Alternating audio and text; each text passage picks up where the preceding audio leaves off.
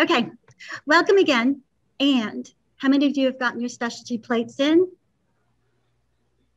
Yes. Oh my gosh, did you order your specialty plate? It's so beautiful when it comes in. It's just, you can look at it on my car outside. There's information in our last bulletin about how to order one and about how much of the order actually goes to supporting the TMN program at the state level. So I hope you all go out to myplates.com and get one.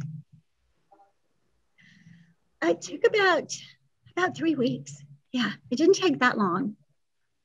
Okay, so we did do a meeting survey that went out in our bulletin to find out, now that we're able to start having meetings again, what people were interested in doing. So this first question, of course, was how likely would you be to attend a meeting if we did meet in person? And you can tell that it's running really close to neck and neck. Some people still want to be via Zoom. And they have very many reasons. Most of them did not have to do with fear of COVID. It had more to do with, I have 2 young children, or I'm tired at the end of the day. I just want to go home, you know. So very, very normal kinds of responses to this question. The venues where people want to meet. HARC, of course, beat out all the others because HARC is beautiful. AgriLife is like number 3 or 4, yeah. And Spring Creek Greenway is a little kind of far for us. The Woodlands Fire Department Emergency Training Center was a good second. So we've got information about that. Now we've been meeting the first Wednesday of every month. This shows that most people would prefer it to be the second Wednesday of every month. Now, we're not going to suddenly next month go to the second Wednesday of every month. This, we're going to give y'all enough time to get used to the idea of us being on a different day. Not a different day, but a different week. So actually, I don't anticipate this change until 2022. Now, I want to make sure that we don't do anything rash and get people confused about where they need to be. So, but just wanted to let you know, these are the responses I've been getting so far. The time has been, yeah. Oh, I think we have someone who's on with us and has not muted yet. If you could check to make sure you're muted, that'd be awesome. So the time that people want to come is still 6 to 8. And we are ready for our membership report. Are you ready for us, Melissa? Yes. Awesome. Should we be seeing any slides, Carolyn? We can't see any slides. Yep. Oh, let me see. Hold on. Calling, Carolyn, there's no slides visible. Okay, let's see where I can find. That's going to be in my Zoom settings, yes? Oh my gosh, there you are. You're right, I forgot to share the screen. Look at that. Here we go. Our first hybrid meeting. I knew there were going to be hiccups. There, now we can do file. That's good, now we can see it. Now you can see it. Thank you so much for letting me know, Steve. I so appreciate you. Nope, wrong thing.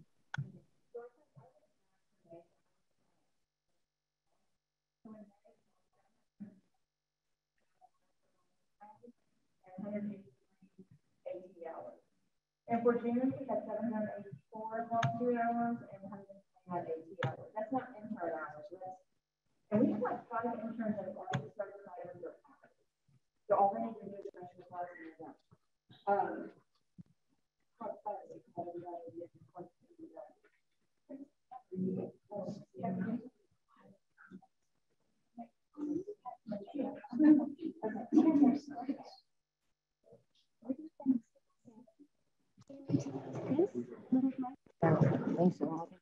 that. Sorry, guys. So we're going to start today with the highest number of hours, and that goes to Diane with 2,500 hours. And your COVID pin and use COVID pin. Thank you. You're welcome.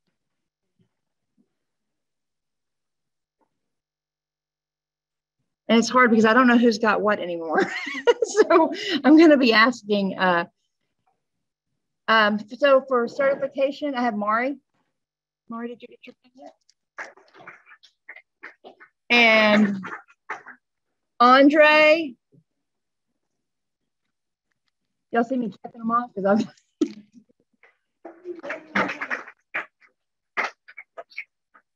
There's your new pen.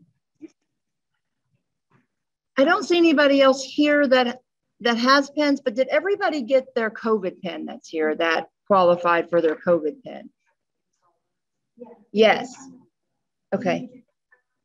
What was, remind me of your name. So Joanna, you're on here on this other page. Now we have to relearn everybody's names and faces again.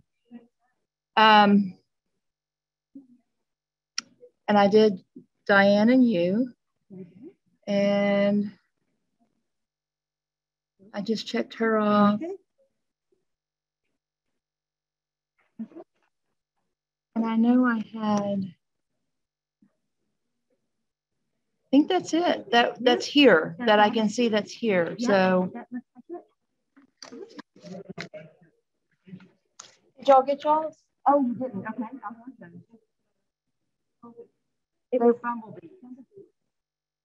You're right. Y'all were not here. So there's if anybody didn't get a pen that you thought you were getting, let me know so I can make sure.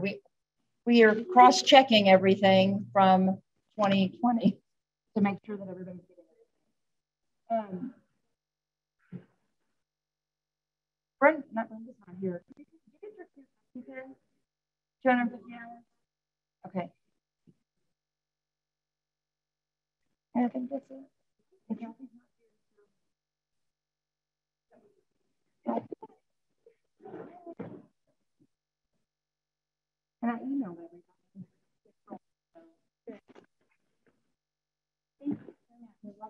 Thank you, Melissa. Okay. Let's go to the next. Okay, so just to remind you, we have TMN Tuesday coming up on the 13th. It will be about the Texas watershed protection planning, addressing water quality and quantity issues in Texas.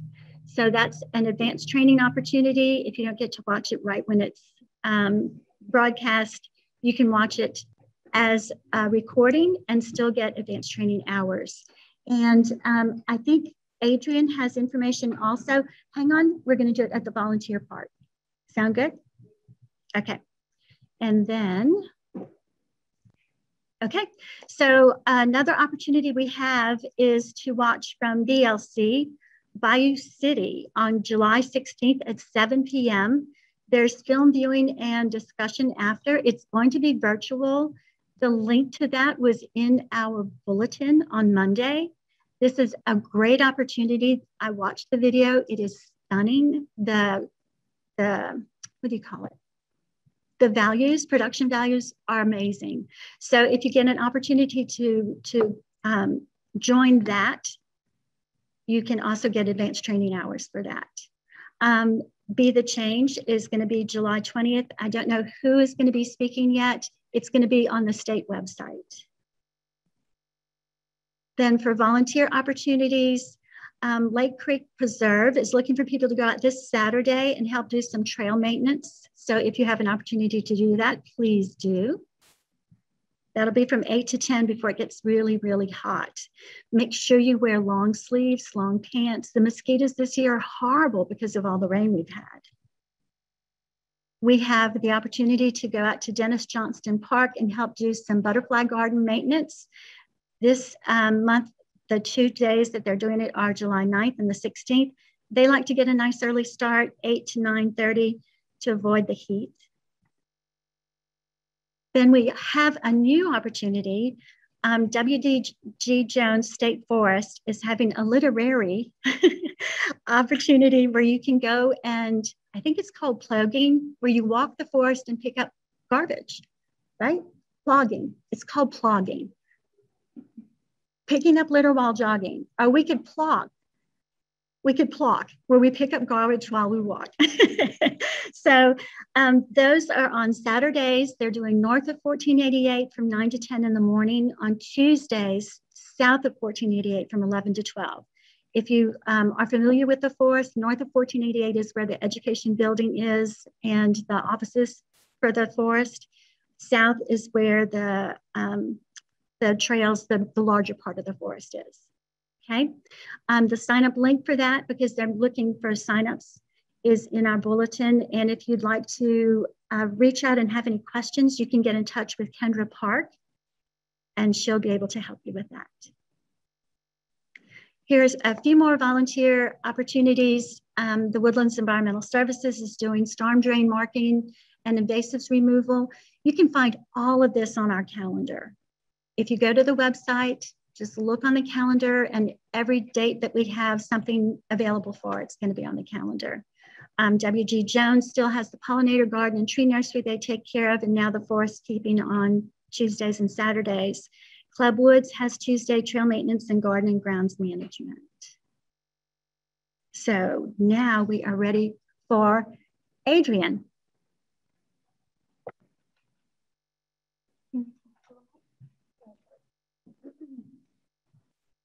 Okay, so I'm going to give everybody a minute to get your calendars out. For those of you guys who I haven't seen in a while or you don't recognize me, I'm Adrienne Paquette, and I'm one of the outreach coordinators for our chapter. And so there are a few outreach events coming up, which I don't feel like I've said in forever. Let me open up this chat just to make sure I can see if anybody has any questions here. All right, so coming up, I say coming up, they're going to be in October. But October will be here before we know it. There are 2 outreach events on the first 2 weekends of October. On October 2nd, we have the Mercer Pollinator Festival. So if you guys are familiar with Mercer, if you've been to Mercer, that's a great opportunity. It's going to be from 9 a.m. to 2 p.m. We need probably a minimum of 3 to 4 people there, just to allow for a little relaxation at the booth, for some of the people to get opportunities to hang out at the event. There will be lots of other people there, lots of other organizations there, so it's gonna be a lot of fun. So let me know if you'd like to do that. I'm gonna type my email in the chat here in just a minute for you guys at home. For you guys here, I can write it on the board. Just let me know if you want to be, or if you want to be considered a volunteer. I'll contact you later on as we get closer to the event with any details. The great thing about these events, I'm going to reiterate what I said a couple years ago, is that you basically just show up and do something you guys do all the time, which is tell people how excited you are about being a Texas Master Naturalist. Am I right? So when you talk to your friends and family and neighbors about Texas Master Naturalist, it's basically what you're doing at these events. So Mercer Pollinator Festival, October 2nd from 9 to 2.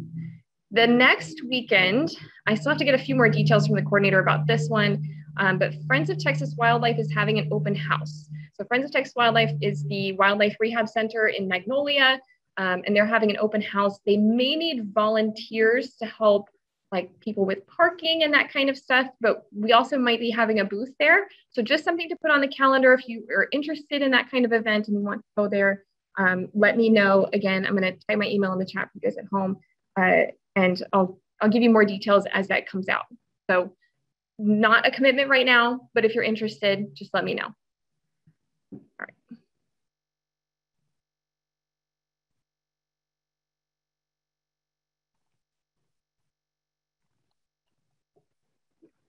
All right.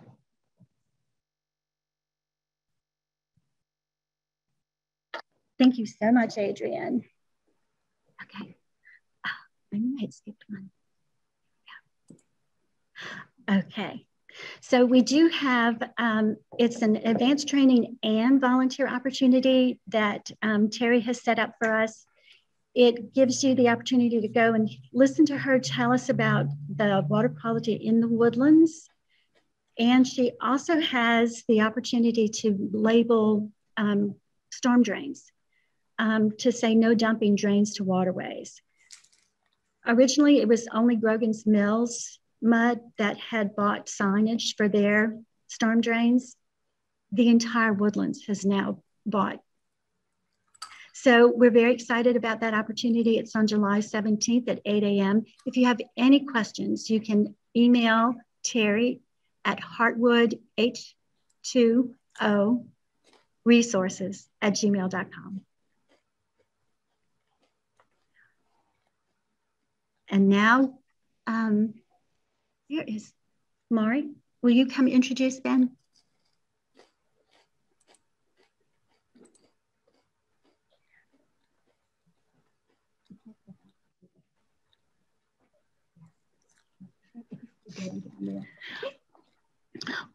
Well, okay, I'm here to introduce our speaker, Ben Pfeiffer.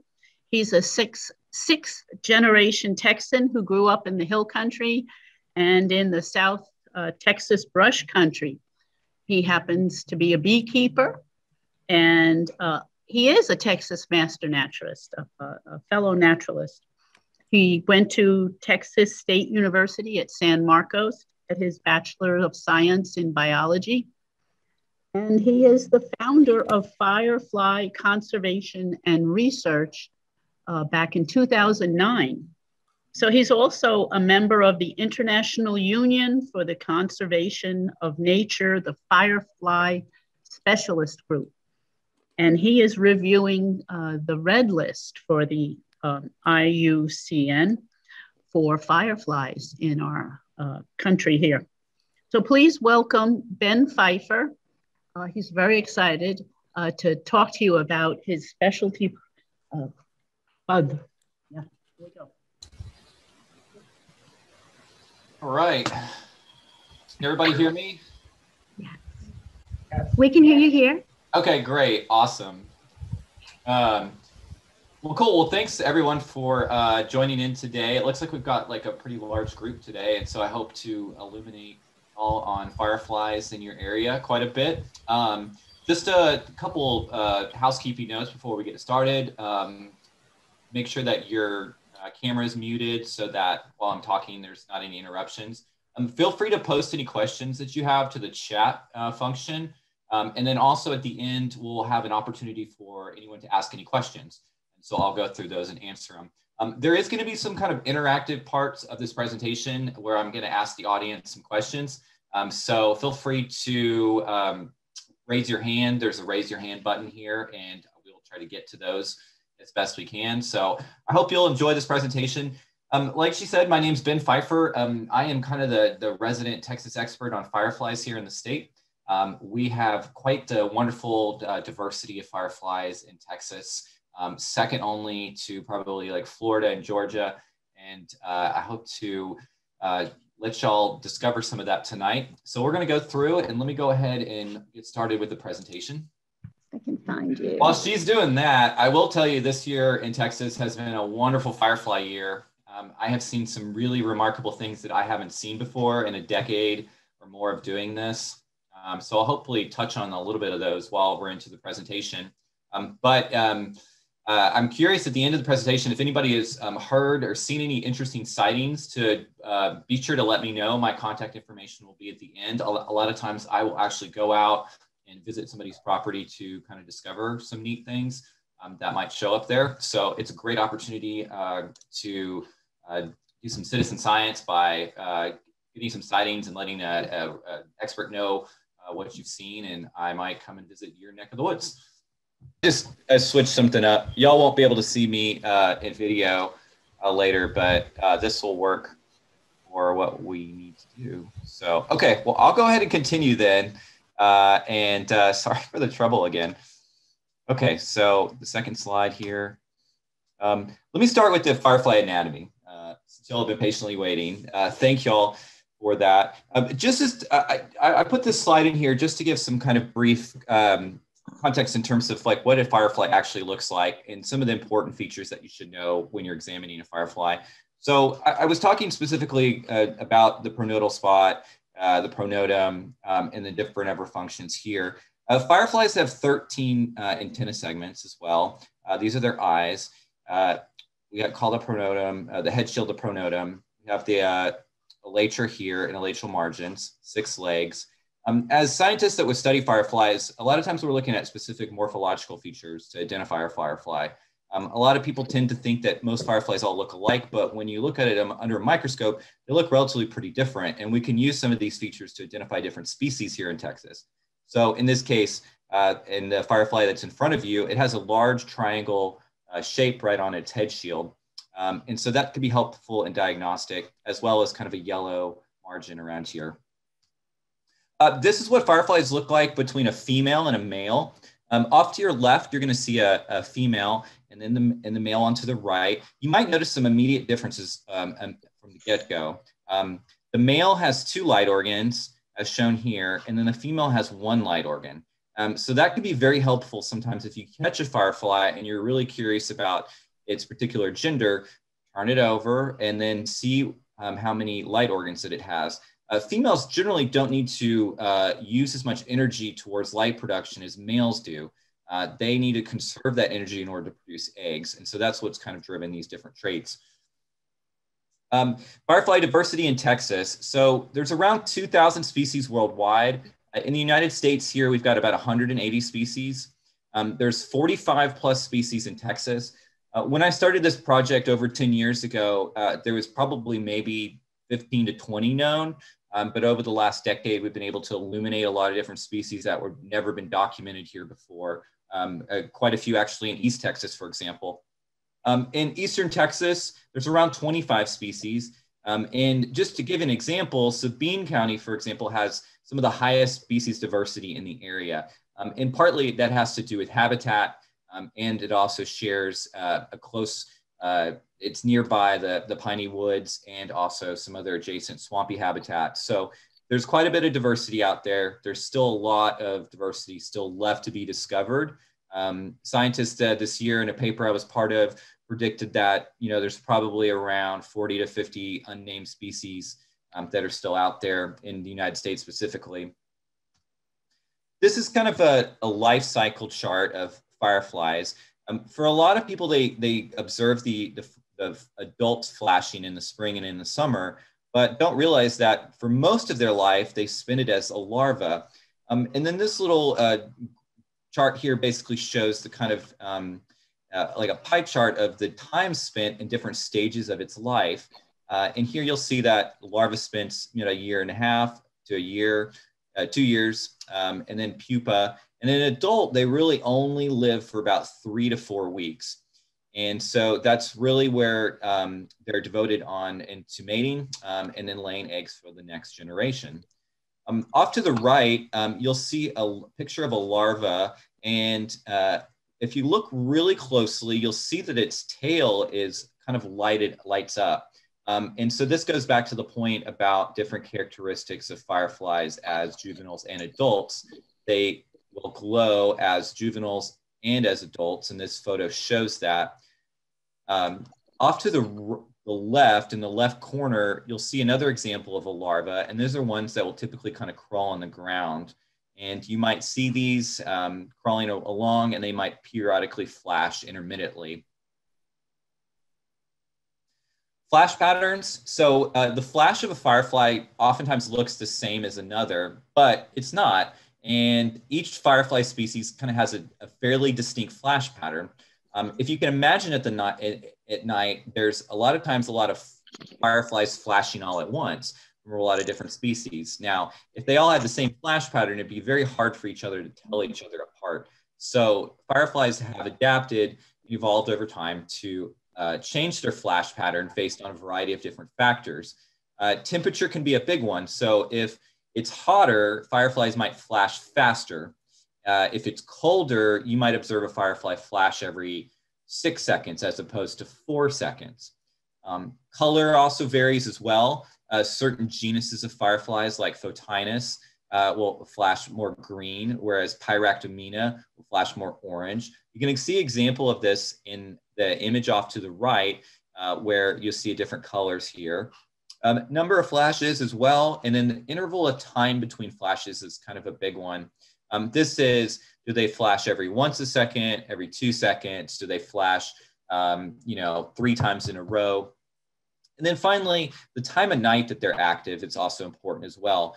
If you go out tonight, for example, the first fireflies that you're going to see are in the genus Photinus. They are kind of the early evening twilight fireflies. And then later on in the evening, you'll get other genuses that come out. And so that can be helpful if you're trying to read the landscape, so to say, and learn what species might be out there. So how do they choose a mate? Why do they flash at all is kind of a big question. And basically it's flying males are broadcasting signals as they're searching for females, and those flashes are an attempt to lure her in. Females will respond to this variation in male flash timing, and they are looking for certain things. So oftentimes I'll ask, what do females fireflies like in male fireflies? And it can vary quite a bit. It's not a sense of humor, I will tell you that. So females prefer longer flashes or faster flash rates. So how do they make light? That's a great question, and it's one that has made people very curious for a long time. This photo right here is showing a Photuris firefly that's flashing in my hand. And here's how they make light. This is one of the fascinating things in nature that occurs, because there's not many insect species, much less animals, that can actually make light. So it makes fireflies rather unique. And you know, there's really three substances that contribute to light production within what's called their photic organs, which is basically those abdominal segments. And it's what we see as light that emits. There's three substances. The first one is luciferin. That's a pigment. Luciferase, it's an enzymatic catalyst, and ADP. Now, if you go back to biology class, you might remember that ADP is something we learned about there, but it's a nucleotide that provides energy to cells, and so they need that. Now, this formula right here is kind of the recipe for bioluminescence and how it works. The important things to pay attention here is that oxygen ions basically are being charged in with luciferase and the combination of that. And so once the molecule is charged, as I will show in this next image, the molecule in the center of luciferase here over shown on the right in purple basically charges up the luciferin molecule in the center. And then once that's charged up, it basically gets to a highly excited state. It releases those photons and makes light. You can kind of think of it like miniature lightning. Once this is done, the luciferase molecule basically prepares luciferin again to be used again, and the whole process starts over. So fireflies breathe in, use those oxygen atoms in order to supercharge luciferin. Once it gets to excited state, it releases those ions, and that creates light. And so fireflies regulate their flashing by the amount of oxygen that they breathe in. So a cool thing, I just put this in here just to illuminate the different colors. The colors of light can vary too organically. And so male versus female, the molecule luciferin can vary as well. This is an image over off to the right. It's showing in the lab luciferin in various different structures of that molecule, and how different they are can produce different structures. And it can just be the difference of like very slight differences too that can produce that. So how are fireflies helpful? This is something that sometimes we might ponder about when we see fireflies at night. Fireflies act as nature's pest control, essentially.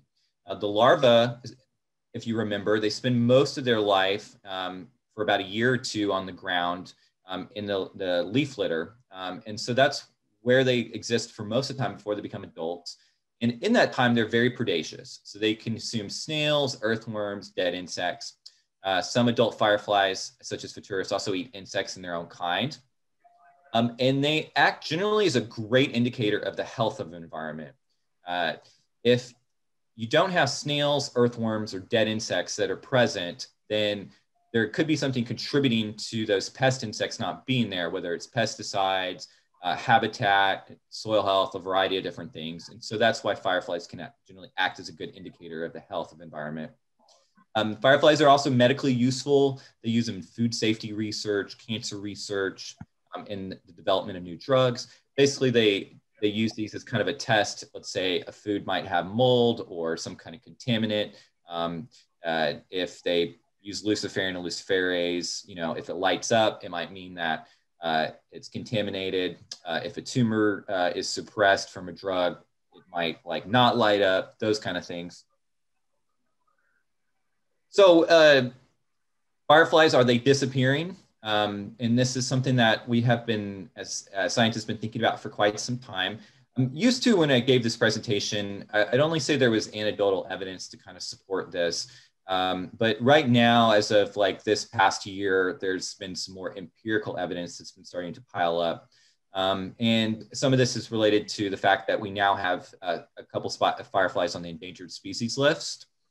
And about 14% of North American firefly species are classified as threatened and as critically endangered or vulnerable. So that's around 18 species right now in the United States that are vulnerable to extinction at this point. What is known is that there's a very urgent need for the conservation of their habitats specifically. And specifically of greatest concerns are those unique, locally adapted species. So these are species that occur just in your county, just in your state, just in specific habitat types that are disappearing relatively pretty rapidly because they have specific requirements in order to survive. So why are they disappearing in the first place? What's happening? What's going on? One of the main reasons has to do with pollution and loss of riparian corridors. Now, a riparian corridor is the interface between the land and the water. It's that narrow strip of vegetation that occurs along streams, rivers, and creeks. In this image here, this is a photo of San Felipe Creek in Del Rio. It is one of kind of the most polluted spring-fed creeks in the state. And this was a photo taken from a cleanup trip down there from a couple years ago, and I thought it illuminated the problem quite substantially and of pollution and loss of riparian corridors. So what you might notice in the background of this guy that's holding up the shopping cart is a cane-like vegetation. And some people might automatically know what this is, but this is something called carrizo cane or arundo. And arundo is an invasive species of, basically it's a grass that has spread around the state in various riparian areas. And what it does is it creates a monoculture of a particular type of vegetation. Now, if you're a firefly that requires, diverse vegetation and something comes along and replaces it with a monoculture, it's not able to support the food that you eat, the habitat that you need, places for females to lay eggs, and so on. And so this is a visible example of habitat being lost in this way. Habitat loss, as I mentioned, degradation of those habitats is also a contribution.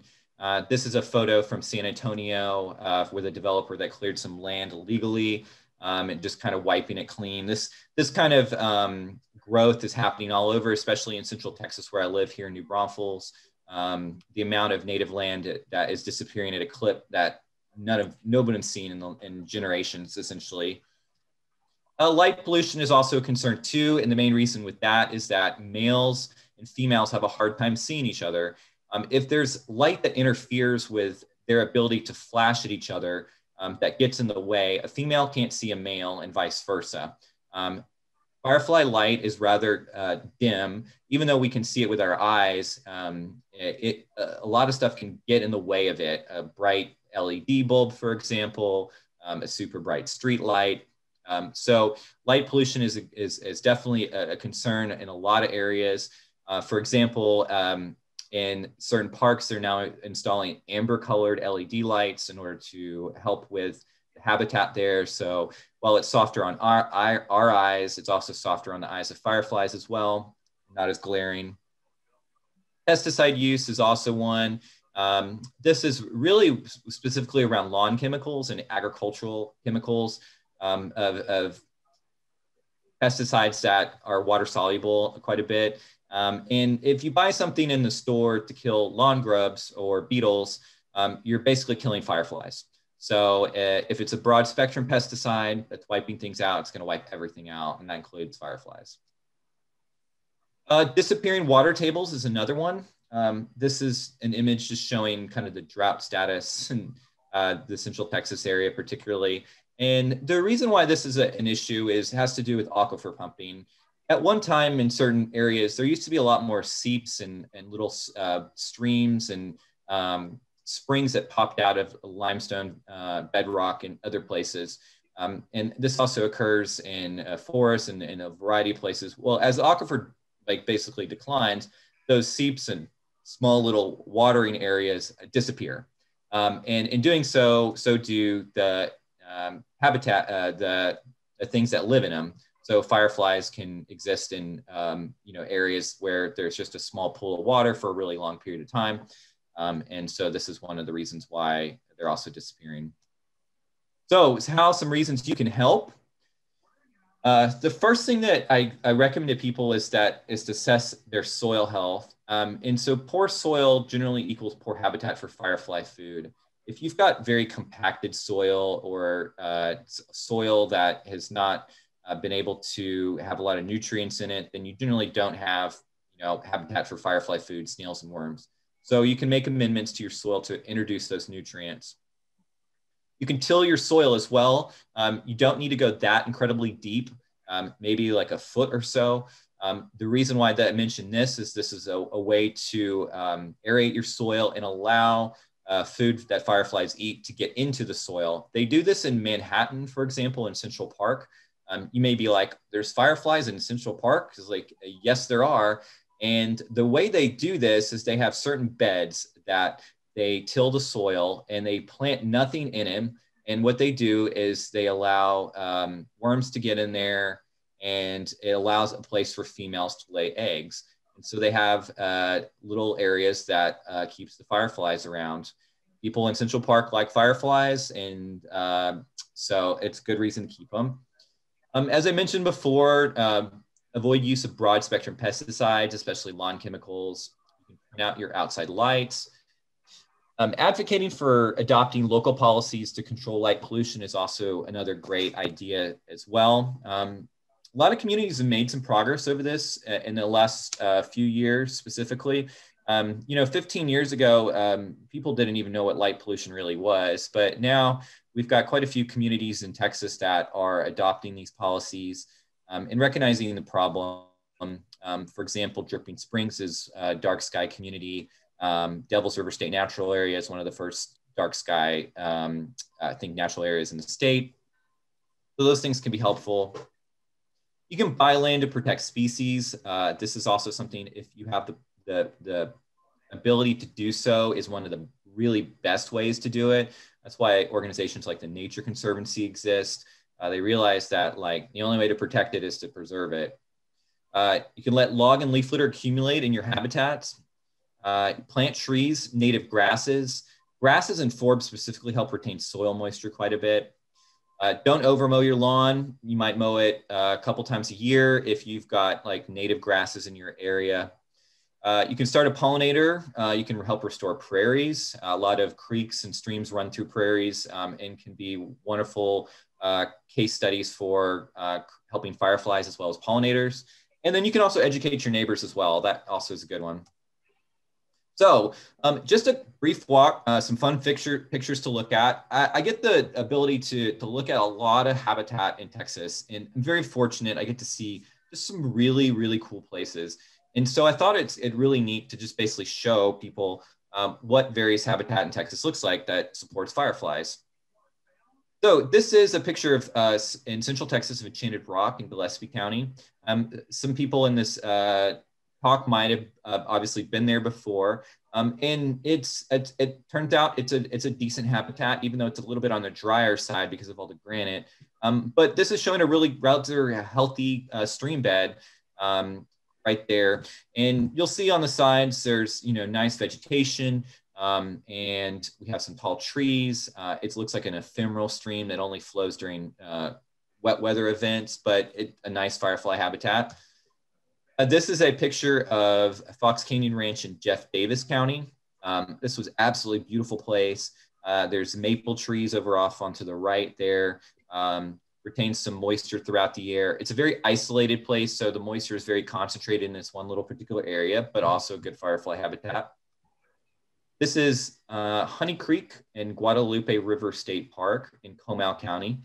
You'll notice that this is different than some of the other habitats I showed you. It's dominated by like some tall cypress trees. What the cypress trees actually end up doing is creating a very dark habitat at night because they're so tall and they block out even moonlight. And so this tends to create good habitat for fireflies to flash at each other. Oftentimes when I've been here, I will see them flashing in the, on the opposite side of the bank in this photo. And they'll just kind of hang out there throughout the night. This is a image of a property in Travis County. This was a landowner that had done some extensive restoration of their property.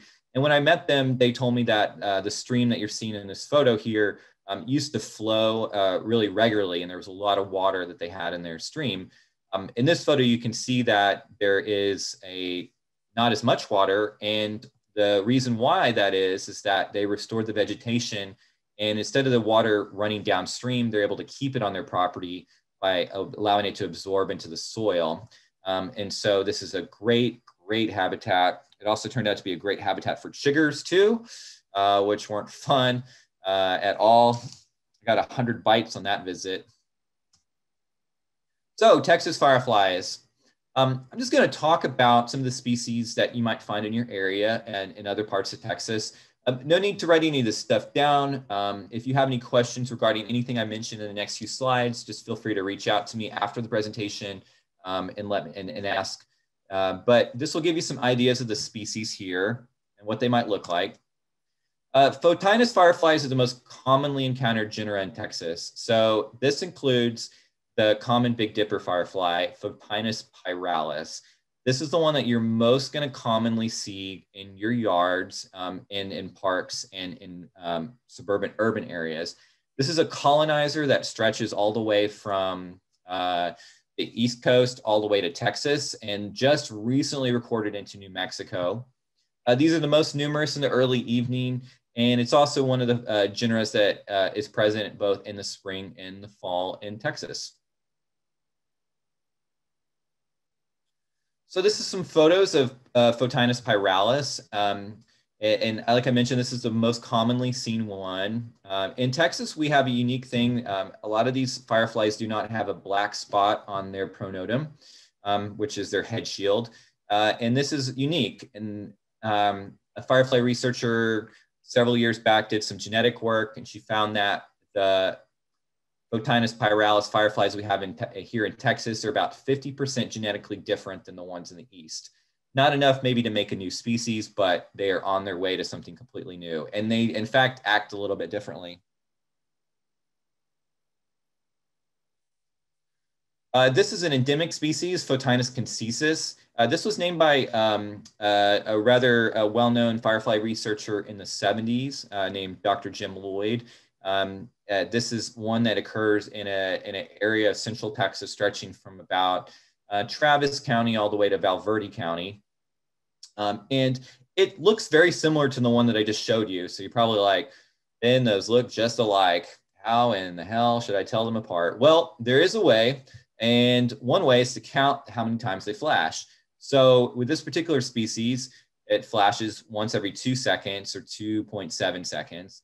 And the females respond relatively very quickly.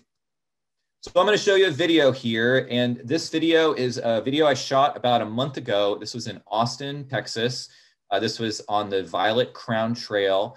It was an absolutely phenomenal year for this species I just talked about, Photinus concisus. And what this video is going to show is some synchronizing that's happening with these fireflies. Now, in large groupings, fireflies will sometimes semi-synchronize their flash. And what's happening is that males are responding to other males, and it's creating this kind of swarm.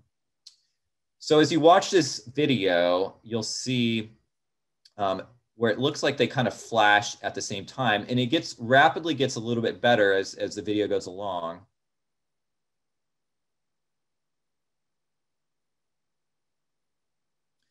Now, there might be some people in the presentation tonight that might have heard of the synchronous fireflies in Tennessee in the Great Smoky Mountains.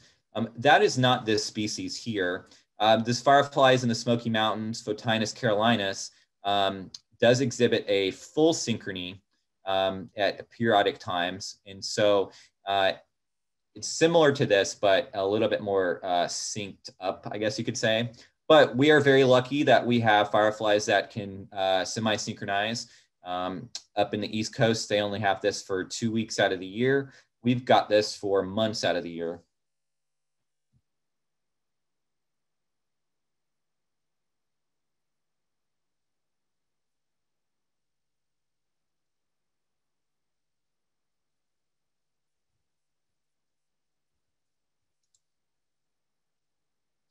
So this photo right here is showing what the fireflies looked like in that video you just saw. This is Photinus concisus, kind of the all black variant. And, you know, pretty little guy. You'll notice that he has all black wing covers as opposed to ones with yellow margins. This is what a female looks like. As you can see, she's got one light organ shown off to the left there. This is another species of fireflies that occurs about central to west to North Texas, actually, up into potentially Oklahoma, down into Mexico. It is becoming a little less abundant, but it's a very wonderful firefly in that it produces these flash swarms, essentially, where hundreds of them will flash at the same time. And it's really quite beautiful. They flash about once a second, and it's a relatively small firefly. This is what the female of this firefly looks like. You'll notice that she looks dramatically different than the other ones that I've shown you before. She's about the size of the grain of rice. I will say that this is the first photo of this firefly female ever taken, and it was only done when I discovered it a couple of years ago. And so it's rather remarkable. This was described originally in 1927. So it was literally almost 100 years before somebody actually took a photo of this thing. You'll notice that she's got, basically doesn't have any wings or has very reduced wings. These are vestigial wings that, since she doesn't really need to fly, and most of her energy is devoted to egg laying, has basically reduced over the time. This is just a brief size comparison showing the different sizes of fireflies, and because people are less aware of some of the small ones, and you can see one that's 11 millimeters versus 6.5. This is another small firefly that's relatively in a wide variety of habitats, usually not common in those, but you will see them. They're very erratic, and they flash very quick, 2 to 4 seconds for males. So just a quick question to test your knowledge. I'll let you sit and think for a second, but what likes to eat fireflies? I can promise you they don't taste good. So whatever is eating them doesn't really care what they taste like. Feel free to post some answers in the chat and we'll look at those at the end.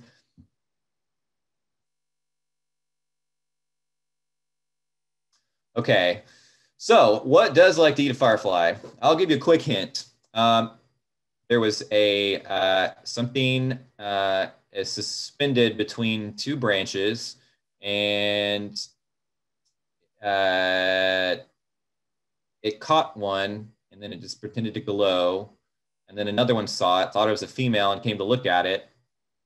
And what it was a spider. So spiders, interestingly enough, are rather big predator of fireflies. It makes sense. They spring nets up. Oftentimes when you find them in nets, they kind of flash at you. And oftentimes I've been confused. I think it's something different because they're flashing. It's really just that poor little firefly issuing an SOS signal. So Photuris fireflies. This is the next genera that I'll talk about briefly. These occur a little bit later, late May to late June in Texas. They are out now to end of July. They're really nearly impossible to ID based on flash pattern. You'll see in the right-hand corner is a picture of one, and it looks quite different than the other ones that I just showed you in the other genus. Photuris also contains what are known as femme fatale fireflies. And these are fireflies that mimic the flash pattern of other species. And the whole reason they do this is that they are trying to acquire steroid-like compounds called lucibufagins. And what they want to do is give these compounds to their eggs so that it makes them poisonous to predators. So spiders, birds, bats, whatever might want to eat them because they don't produce these compounds on their own. So they have to eat other fireflies that do make this compound. So something interesting in the firefly world. Just a quick fun thing. What is one of the most complicated firefly flash patterns in the United States right now? Around 2018, a researcher, kind of a well-known researcher in the Smoky Mountains who discovered the synchronous fireflies, published a paper on this firefly out in I guess it would be the western part of Louisiana, almost east part of Texas. And this is what the most complicated flash pattern of a firefly looks like right now. It's basically 5 to 6 flashes followed by a pulse, another 2 flashes, and another pulse. And so what this really says is that this is a female that has gotten extremely choosy, and there's been a lot of competition between males that have driven them to create rather complicated flash patterns in order to impress a female. So this has created some rather interesting flash patterns. And this is a species called Photuris walldoxeyi. It's described by Lynn Faust, actually in 2019, a specific flash train glow. And it's located in the swamps in Mississippi. It's also potentially maybe in Texas as well, in East Texas. So something to keep an eye out for. This is our resident Photuris in most of Texas. It's called Photuris katrinae, and it's called, call it the big scary because it likes to eat other fireflies. They're rather widespread in most of Texas, and they have a very erratic flash pattern, and they're able to mimic a lot of flashes of other species, up to 11 apparently. This is what a firefly, a Photuris katrinae looks like when it's flying around at night. This is just an image recording over time their different flash patterns. And how this is helpful is that we can just see what it's doing. It looks like it's flashing on this rapid complex here on the Devil's River, and is flying over the treetops of various trees here. And it could be hunting, or it could be looking for a mate. We don't know, but it's showing kind of a potential flash pattern here. Oh, and this is the final one. This is Photuris billbrowni. These look a little bit different than the other ones I've shown you. They're kind of known as the gentler Photuris. And the thing to note here is these have a double flicker flash every 1 second or so. And makes these guys really interesting to view. These also synchronize as well. And they will only do that in kind of large groups, but very cool firefly. One of my favorites. And lastly, before I finish up, I'm going to just talk about Pyractomena fireflies, because these are ones that you'll see in your area as well. These are most often found near water or kind of swampy habitats, and they're abundant in the coastal and eastern regions of Texas. And they're known for their amber-colored flashes. Now, if you go to the coast right now, whether it's from Galveston all the way down to Port Mansfield kind of area, you will see fireflies in this genus specifically. And a lot of times you'll see a single firefly that flashes kind of a little bit of an amber flash sometimes. You also see these in habitat around, in the southern part of Houston area, and those kind of places, even down to Victoria and some of the South Texas regions in there. This is what they look like. They're a little bit more elongated. The feature is a little bit more pronounced, basically. They have a large black spot on their head shield. It's oftentimes like triangular in shape. And they're larger. They're about 11 to 14 millimeters long. And you'll see these kind of early in the evening up until about 11 p.m. And they flash about every 4 seconds or so. It's not a super quick flasher. This is the last species in that genus. And this is one that is present in East Texas, specifically Hidalgo, Tyler County. There's been some records. And it flashes every 2 to 3 seconds. And there are a few things that you can use to identify it. It has kind of a truncated abdominal segment at the end. It's where most people used to identify it. So keep an eye out for that. This happens to be one of the first fireflies that emerges in the spring, actually, in the early May. They live in the trees and not on the ground. So over winter, they kind of squeeze in between pieces of bark and then basically stay there the entire time until it warms up. And then finally, these are just a couple other cool species in Texas. Off to the left, we have Pleiotomus pallens. This is a firefly that as an adult is really not luminous very much. It uses pheromones to find other of its kind, as you can see from the feathery antenna there, and just kind of a neat guy. The glowworm larvae crawl on the ground, and they're really quite fun to find. And then off to the right is some weird alien looking thing. This was actually seen in Cameron County down near the border. A researcher down there doing bird research about a year and almost 2 years ago went to the bathroom and saw this on the side and where she was staying down there in one of the kind of marshy areas. And she snapped a photo of it and uploaded to iNaturalist. Little did she know that this particular genus of firefly had only been really seen in Texas 4 times since 1935. We used to have a resident population out near Monaghan sand dunes, but we think at this point it's largely extinct out there. But these guys that are down near the border kind of come over maybe from Mexico, or there's possibly a population here, don't know. But just a neat firefly, one that I'd like to see myself one day here in the state. So that's it. Thanks for attending. Thanks for putting up with the technological difficulties in the beginning. Sorry about all of that. My contact information is here. Please feel free to email me. Text works really great. Please visit the website. If you liked what you heard today, please consider making a donation. I don't make any money doing this. Nobody supports me necessarily. So those would help support my research and my public outreach to children and adults. So just wanted to thank y'all, and we're just going to open it up to some questions here. Thank you so much, Ben. This was absolutely fascinating. So one of the last questions we had was from someone who asked if the flashes get weaker as the night wears on, kind of like a battery running down. Yeah, that is a great question, actually. You know what happens? They get more desperate. No joke. One of the best times to actually study fireflies is later in the season, is because the males get really desperate. And so you're able to, they slow down a little bit and you can actually see the flashes. But to answer your question, they do get a little weaker. Partly is because, the fireflies get a little exhausted and they start roving around a little bit. And you have to think that the firefly flash activity is really limited. It only occurs for about an hour in most habitats.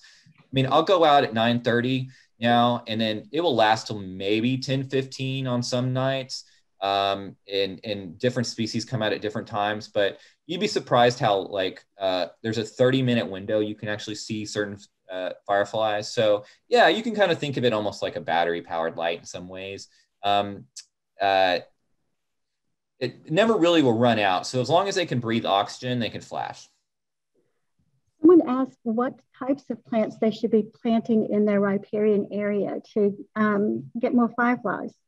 Yeah, great question. I actually just did a presentation on this at NEPSOT, and what I'd encourage everybody to do is to go on my website at firefly.org. I have posted a Plants for Firefly guide in there, specifically for Texas, and it does include the scientific names of those plants. I've spent a lot of time thinking about this and doing observations in riparian areas. The most important plants that I can think of are going to be cytotes, inland sea oats, basically. Not side oats, I'm sorry. Inland sea oats is a great one. Eastern gamma grass is also a really phenomenal one. Any good, generally bunch grass, it can be really helpful. You have to think about, for fireflies, they need a variety of different canopy heights. So they need some vegetation on the ground. They need some things they can perch on and crawl up on, hide between. They like to hide between kind of grass clumps. Trees are also really helpful too for some species. So There's a lot of list on there on firefly.org, so check that out there. So someone asked if when we see a firefly, they've actually already been living for like a year or 2 years before they become that form. So that's amazing that they live that long as pupa before they become adults. There's some thought that some fireflies could even hibernate for a while, up to 3 years or more. There's some species of fireflies that we might only ever see every 5 years or so, only when the right conditions happen. So it could be possible that the time that it takes for them to pupate and become adults can be really long. There's just a bit we don't know, actually, with some things. In Texas, though, I will note, and this is important as Texans, because our climate is conducive somewhat to rapid growth a little bit, we have multiple seasons, and it's not impossible for fireflies to actually pupate and grow within a short window, like 6 months or so, if there's a large amount of pests or insects to eat, for example. So we've got a year where there's tons of snails and stuff like that, and there's good rain, and then followed by some warm weather. You can see it quicker. So yeah, there's it's really amazing the time that it takes for them to do, and that's why larval habitat is so important too. Is that if you run over the larva, basically the fireflies don't have a chance to grow. So someone wants to know if you filmed that video with your phone, or did you use a specialized device? Great question. So not that I'm lazy, but when you're out studying fireflies, there's only so many things you can do.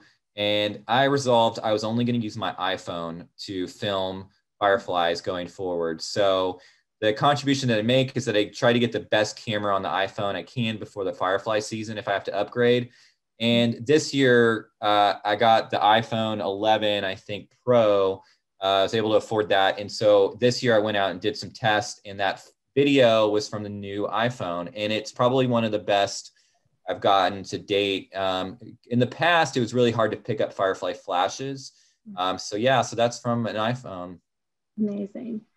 So do fireflies have anything in common with the glowworms in New Zealand? Is it the same kind of? Good question. So from what I understand, the glowworms in New Zealand are actually not beetles at all. They're actually fly larvae. And so they hang from the ceiling in those caves in New Zealand. And they're the larvae for a fly and it glows. So they're not related at all, actually. Do you participate on iNaturalist? I do, actually, and I do a lot of identification on iNaturalist. Okay. So if you post a photo on iNat, it's probably going to be one that I'll end up looking at. So you can find me on iNaturalist at, I think I'm just Ben Pfeiffer altogether is my username. And please feel free to follow me because I do post some stuff, but I do a lot of identification. And if you post something, I will likely come across it. iNat can be really helpful. There's also bugguide.net can also be a really great place too. If you've got a really good quality image of a firefly, post on those two places. Awesome. Did the February freeze kill a lot of the fireflies? Yeah, so, I really wondered about this, and it likely did kill some because it was so extensive and it froze for so long. It was a rather interesting year. I would say that it warmed up relatively pretty quickly, so that kind of mitigated some of the damage that caused some of the larvae and stuff over time. As larvae, they are pretty tough. There's cases where, we have floods and stuff like that relatively periodically. And the larva can actually survive in water from some period of time, up to like a week in some cases, I've heard. So with the freeze, there was, the freeze would do is likely kill any eggs. But the larva would most likely be okay. And it would create a kind of a damp habitat. This year it's been rather weird, I will say. there were things that didn't happen that I expected to happen that I'd see every year. And some of that was probably related to the freeze, certain species not showing up, things a little bit later. Some habitats were more impacted than others. Like Enchanted Rock, for example, when I went, you know, there was a large abundance of Photuris fireflies flying around, especially males, not females. And so you know, there's just things like that you pick up sometimes and you don't know exactly why, but great question. So when, you know, I wasn't familiar with the fact that fireflies were carnivorous. What parts of them actually kill other animals? How do they attack something the size of a snail? Yeah, so how that works is that if you ever catch a firefly larva, put it in a jar, and what you'll see is that they have kind of jaws, basically, or pinchers on the front part. And they basically, what they'll do is they kind of inject a fluid into the thing that they're trying to eat that kind of like slightly dissolves it a little bit. And not all of them do this, but most of them do. And what it does is it basically like helps them process it a little bit. And they will basically like latch onto it and then slowly eat it over time. In the lab, scientists, the ones that try to grow fireflies, feed them cut up pieces of earthworm. And so that's how they've been able to raise like Photinus pyralis. But when they're in the larval state, they go after pretty much anything. I've seen them try to eat slugs before, and it's not very successful because it's pretty thick, but pretty large. But yeah, they will eat pretty much anything. That's amazing. Well, I think that covers most of the questions that we got. Oh, I do have one about the excuse me, what species of firefly does the synchronization in South Carolina? Do you know? Yes. So I'll answer that, and then I have a really cool story I'll end with that relates to fireflies and the larvae and stuff like that. So the species that occurs in the Smoky Mountains and there is called Photinus carolinus. And there is a narrow window that carolinus will flash in synchrony. If you've been there, you've tried to go there, you know there's a lottery system.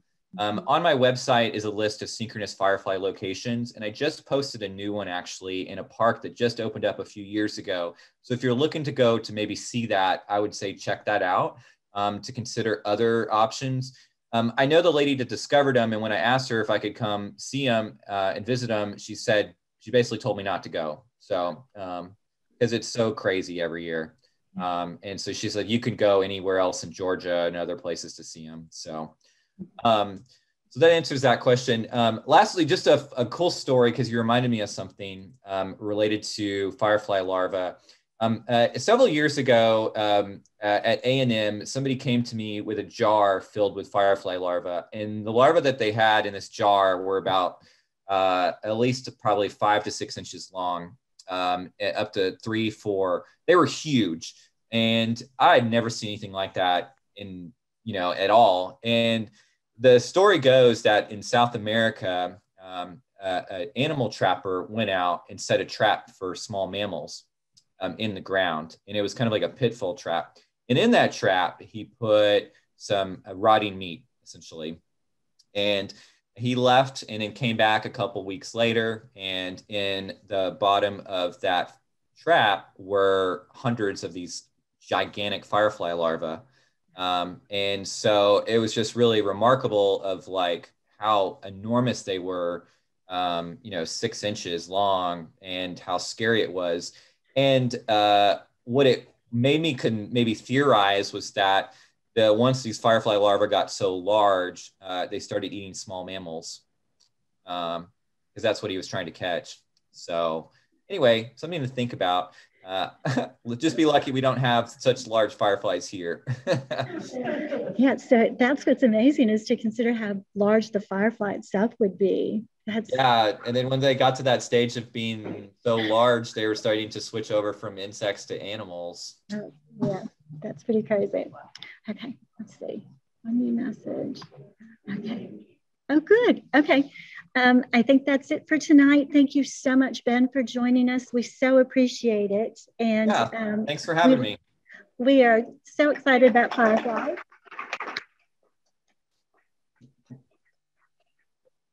Thank you all for joining us. With our very last thing to do as a chapter is to do our door prizes. And so I will go ahead and end the Zoom, and I hope to see you all at our next meeting next month. Thank you.